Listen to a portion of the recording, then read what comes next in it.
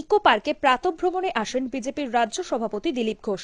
দিলীপ ঘোষের সঙ্গে দেখা করতে আসেন বিধাননগর পুর নিগমের প্রাক্তন মেয়র পরিষদের সদস্য দেবাশিস জানা। দিলীপ ঘোষের সঙ্গে একান্তে বেশ কিছুক্ষণ কথা বলতে দেখা গেল দেবাশিস জানাকে।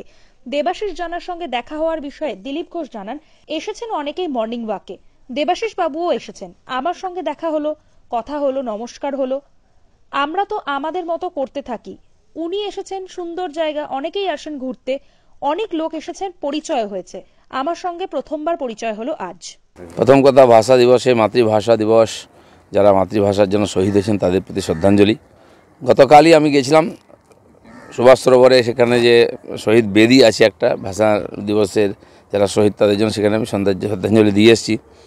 আর এটা ঠিক যে মাতৃভাষার জন্য মানুষ শহীদ হয়েছে, মাতৃভাষার জন্য একটা দেশ হয়েছে বাংলাদেশ, সেজন্য প্রত্যেকের কাছে মাতৃভাষা সম্মানের, তার সঙ্গে সঙ্গে ভাষার শালীনতাও থাকা দরকার আছে।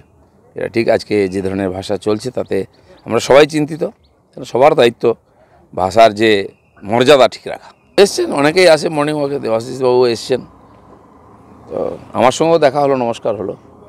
আমরা তো আমাদের মতো করতে থাকি, উনি এসছিলেন, ওইখানেও সুন্দর জায়গায় অনেকে এসছে, ঘুরতে এসছেন, অনেক লোক আসেন, পরিচয় হয়। আমার সঙ্গে প্রথমবার পরিচয় হলো আজকে।